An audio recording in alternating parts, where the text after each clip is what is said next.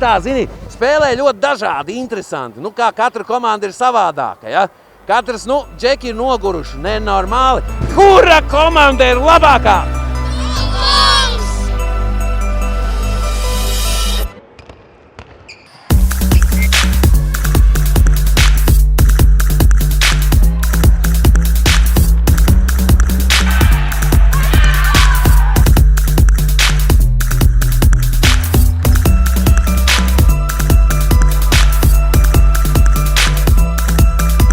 Mēs esam Kāruma kausā, U11 vecuma grupā, visi ir jauti, aktīvi un forši.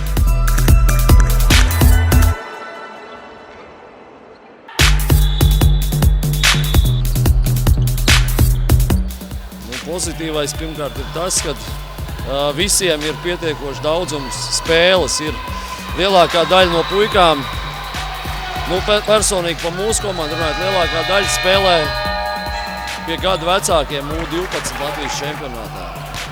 Un ir viena daļa puikas, kas reāli netiek spēlēt. Un priekš viņiem tas ir ļoti labs turnīrs, ļoti laba skola, kā saka, var to, ko viņi iemācījuši treniņos, to viņi var parādīt šeit praksē, pārbaudīt visas tās lietas. Tad pēc iespējas vairāk jācenšas trenēties nometnēs. Protams, ir papildus jāmeklē vēl citas iespējas trenēties un individuāli jāstrādā. Tās ir galvenās lietas, kas ir vajadzīgas. Veselība.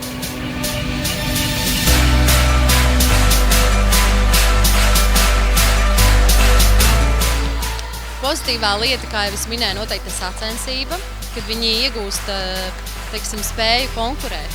Viņi arī iemācās, ka viņi nevienmēr ir tie labākie, kad ir arī otrs tāds pats pretīm tikpat spējīgs, ka viņam ir kaut kas, kur augt, kad viņam ir kaut kāda jēga augt, kad ir tiem treniņiem visiem arī kaut kāds rezultāts, jo,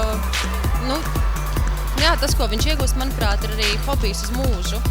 Jo tas, ka tu bērnībā esi sācis spēlēt basketbolu, tas pēc tam velkās līdzi visu dzīvi, un basketbolu savējos atpazīst un vēlāk satiek. Un es toreiz ar tevi tur 10 gadu vecumā spēlēju, un tas ir tiešām kaut kas tāds, kas paliek visai dzīvē. Nākošais gadā atkal cīnāmies par uzvarām?